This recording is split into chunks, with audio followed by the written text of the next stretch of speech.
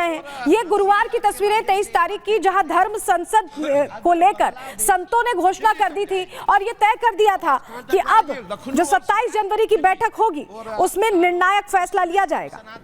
क्योंकि सनातन बोर्ड की मांग को लेकर आपको याद होगा दिल्ली में भी बैठक हुई, मथुरा में भी बैठक हुई और अब ये कल जो बैठक होने वाली है वो अपने आप में कहा जा रहा है कि निर्णायक होने वाली है, दिल्ली तक जाएगी।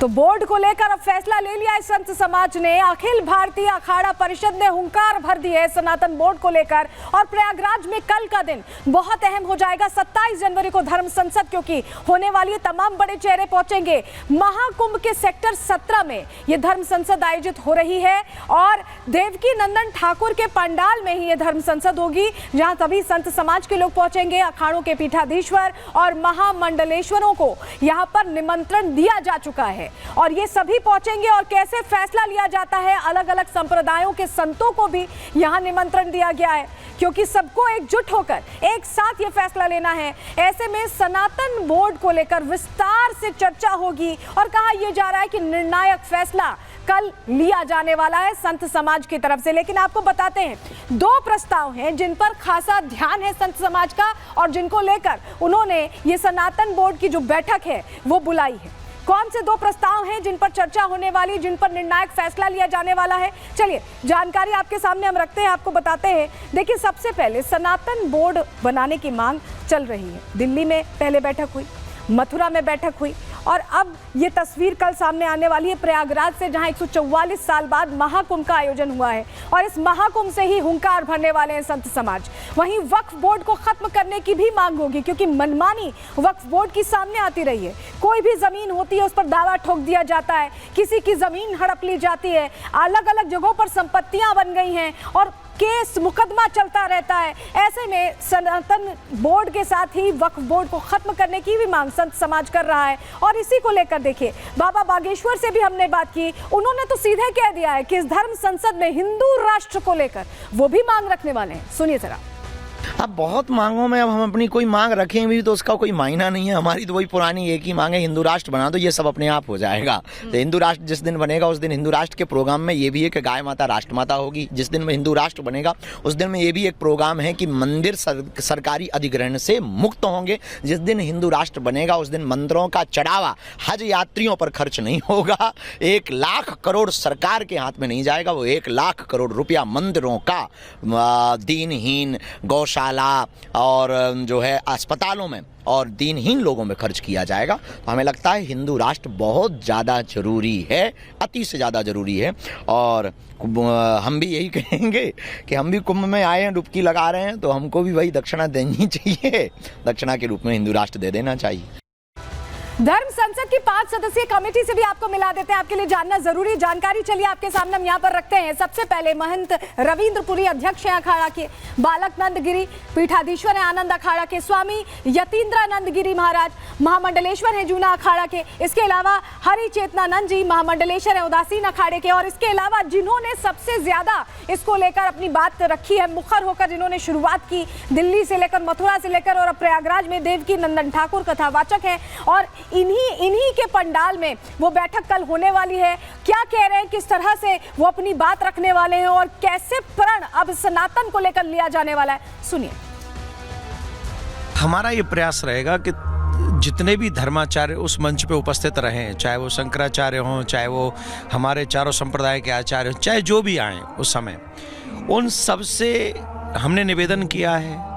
बड़े बड़े संत महामंडलेश्वर अखाड़ा परिषद के अध्यक्ष, इन सब से हमने आग्रह किया है और एक ही चीज़ कही है कि धर्माचार्यों के माध्यम से इस कुंभ से एक ऐसा मैसेज जाना चाहिए जहां से धर्म और युवा जो पीढ़ी है वो सुरक्षित हो सके और तिरुपति बालाजी जैसे कांड इन फ्यूचर भविष्य में कभी ना हो। और हमारा मकसद अकेला एक, अगर हमसे कोई पूछे तो हमारा मकसद यही है, हमारा धर्म, हमारी संस्कृति, हमारी पूजा पद्धति सुरक्षित हो, आने वाली पीढ़ी सुरक्षित हो, ऐसा मैसेज कल 27 जनवरी को यहाँ से जाना चाहिए। प्रतिकूल परिस्थितियों में धर्म की बात करना वो धर्म की रक्षा करने के बराबर है। और जिस समय हमारा देश आज़ाद हुआ, उस आज़ाद देश में मंदिर सरकार ने अपने अंडर में ले लिए, तब हमारी प्रतिकूल परिस्थितियां थीं। आज अनुकूल परिस्थितियां आए और इन अनुकूल स्थितियों में हम लोगों को ज़्यादा से ज़्यादा अपने सनातन को सुरक्षित कर लेना चाहिए, क्योंकि भगवान न करे कभी प्रतिकूल परिस्थितियां आए तो उस समय हमारे धर्म को और हमारी परंपराओं को कोई नुकसान न हो।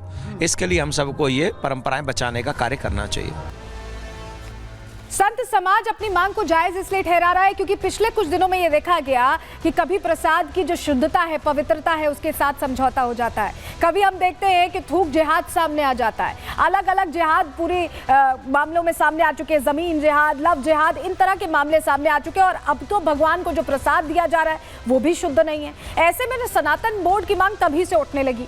लेकिन योगी आदित्यनाथ कल वीएचपी के कार्यक्रम में पहुंचे, वहां उन्होंने क्लियर संदेश दे दिया। उन्होंने क्या कहा है, क्या ये एक इशारा है? चलिए उनके संदेश को जरा समझने की कोशिश करते हैं। क्या उन्होंने कहा था आपको बताते हैं। वीएचपी के मंच से सीएम योगी ने सीधा संदेश दिया है। उन्होंने सनातन को भव्य, दिव्य और विराट बताया। सनातन को किसी बंधन में बांधने की जरूरत नहीं है, ये भी कहा योगी आदित्यनाथ ने। छोटे मोटे बोर्ड से तुलना करना सही नहीं है, ये अपने आप में बड़ी बात है, इसका अर्थ बड़ा है। सनातन की तुलना किसी झाड़ी से नहीं हो सकती। संतों से सीएम योगी ने विशेष अपील की है, एकता पर ध्यान दें, बांटने वाली ताकतों से सतर्क रहें। तो सीधा संदेश ये उनकी तरफ से दे दिया गया है कि बांटने वालों से सतर्क रहें। और ये जो बात कही जा रही है सनातन बोर्ड की, उन्होंने ये भी कहा कि किसी बोर्ड से तुलना करना सही नहीं। यानी योगी आदित्यनाथ ये कह रहे हैं कि सनातन इतना विराट है कि उसे बंधनों में बांधा नहीं जा सकता। सनातन बोर्ड को लेकर जो संत समाज कह रहा है, हमने उनसे जानने की कोशिश की कि योगी आदित्यनाथ की इस बात पर वो क्या सोचते हैं। रिपोर्ट इसी से जुड़ी आपको दिखा रहे हैं।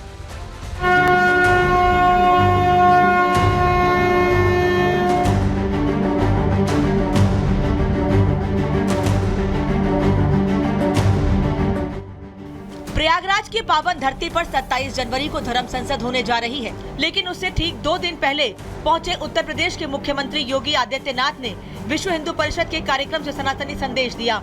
ये संदेश था एकता का, ये संदेश था देश की अखंडता का और ये संदेश था सनातन की महानता का, जिसके जरिए सीएम योगी ने समझाया कि सनातन धर्म इतना विराट है कि इसकी तुलना किसी बोर्ड से नहीं की जानी चाहिए।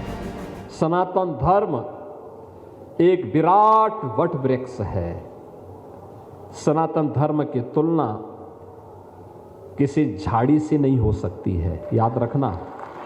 बहुत संकीर्ण मानसिकता से हम लोग सनातन धर्म की चर्चा करते समय कभी भी कोई ये बात न कहे। याद रखना, सिख गुरुओं ने भी इस बात को कहा था। गुरु गोविंद सिंह जी महाराज ने कहा था, सकल जगत में खालसा पंथ गाजे, जगे धर्म हिंदू सकल भंड भाजे। गुरु गोविंद सिंह जी महाराज ने इसी धर्म के लिए अपने आप को बलिदान किया था। अपने 4 पुत्रों को इस सनातन धर्म के लिए बलिदान किया था। इतना ही नहीं, सीएम योगी ने चेतावनी देते हुए साफ साफ कहा कि सनातन विशाल है, सबसे महान है और अगर सनातन पर आंच आई तो दूसरे मत मजहब पर भी आंच आना तय है। सबका ध्येय एक ही होना चाहिए, सनातन धर्म के प्रति। उसके लिए हम कार्य करें और अपील मेरी होगी, सनातन धर्म को किसी संकीर्ण दायरे में कैद मत होने दीजिए, मत होने दीजिए। उसकी तुलना छोटे छोटे उन बोर्ड और उससे मत करिए। ये बहुत विराट स्वरूप है जिस सनातन धर्म का, बहुत विराट स्वरूप है। उस विराटता को बनाए रखे, उसी में आपकी भव्यता है, उसी में दिव्यता है, उसी में आपका सम्मान भी है और भारत का स्वाभिमान भी है। मतलब योगी ने साफ कर दिया है कि सनातन है तो बाकी सब कुछ है। और योगी का यही संदेश सुनकर कट्टरपंथी और सनातन विरोधियों के कान खड़े हो गए। तो वहीं संतों ने भी महाकुंभ के सनातनी पर्व से पीएम मोदी और सीएम योगी से गुरु दक्षिणा मांग ली। कहा कि महाकुंभ तभी सफल होगा जब सनातन बोर्ड का गठन होगा और वक्फ बोर्ड समाप्त। आज वास्तव में प्रयागराज कुंभ 2025 में जो सार्थक काम होना चाहिए, जिसके लिए कुंभ होता है, आज यहाँ हम 5 संतों ने समस्त संतों के प्रतिनिधि के रूप में और ये काम किया है कि 27 जनवरी को एक बहुत बड़ी यहाँ सनातन धर्म, सनातन बोर्ड को लेकर एक संसद होने जा रही है। ये देश सनातन संस्कृति का देश है धर्म संसद से पहले ही अखाड़ा परिषद के अध्यक्ष रविंद्र पुरी महाराज ने भी सनातन बोर्ड की मांग को और तेज कर दिया। कहा कि सनातन बोर्ड आवश्यक है और इसे लेकर रहेंगे। आने वाली 27 जनवरी को जो हमारा कार्यक्रम महाराज श्री के पंडाल में होगा, जितने भी मेरा क्षेत्र में पंडाल है, जितनी भी कथाएं हो रही है, वो 27 को सब अपना अपना काम छोड़ करके जितने भी हम संत है, महात्माएं, सनातनी है, सभी 17 सेक्टर में हम महाराज श्री के पंडाल में पहुंचेंगे। वहीं मशहूर कथावाचक देवकीनंदन ठाकुर ने भी वक्फ बोर्ड पर निशाना साधते हुए सरकार से वक्फ बोर्ड का समाधान करने की मांग की है। कहा है कि जिन जमीनों के कागज वक्फ बोर्ड के पास नहीं है, वो सरकार को अपने पास रखने चाहिए।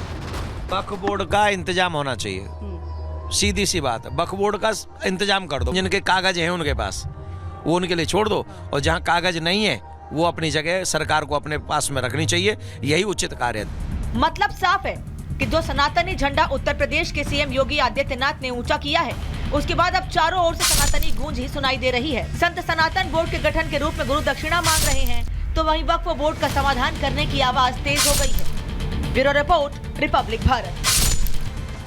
इस बीच एक और तस्वीर, आज रोचक तस्वीर सामने आई। तस्वीर आपको दिखा रहे हैं, तस्वीर दीजिएगा, ये देखिए। आपको अखिलेश यादव दिखाई दे रहे हैं स्नान ध्यान करते हुए प्रयागराज में। अखिलेश यादव जो पीडीए पत्रकारिता कर रहे थे, अखिलेश यादव जो सीएम के स्नान पर सवाल उठा रहे थे, आज वही अखिलेश यादव पहुंच गए हैं प्रयागराज और इन्होंने भी डुबकी लगाई।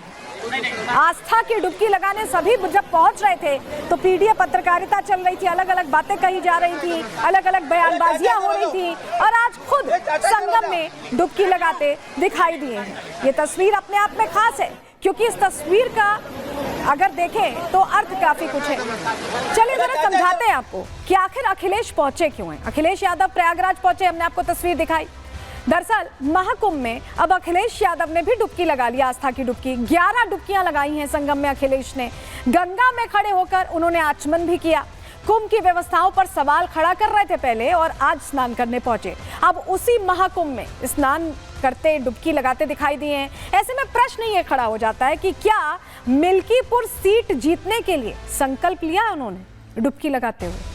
क्या हिंदू वोटर्स को साधने के लिए ये डुबकी लगाई गई है? क्योंकि इससे पहले अलग अलग मौकों पर वो विरोध करते दिखाई दिए हैं। ऐसे में अखिलेश यादव ने स्नान तो किया, लेकिन फिर से कुछ ऐसा बोल गए। सुनिए जरा।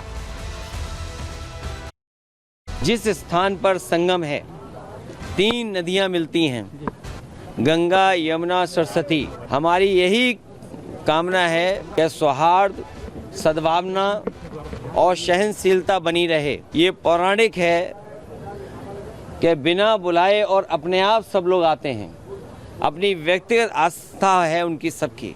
आज हमें भी मौका मिला है। मैं आज महाकुंभ में स्नान कर करके जा रहा हूँ। मैंने 11 डुबकी लगाई हैं। कम संसाधन में 800 और 1300 करोड़ में वो महाकुंभ या कुंभ से जो 12 साल बाद होता है, वो कुंभ कराया गया था सर पहले। और आज तो सुनने में आ रहा है कि 7,000 करोड़ 10,000 करोड़ खर्च हो रहा है।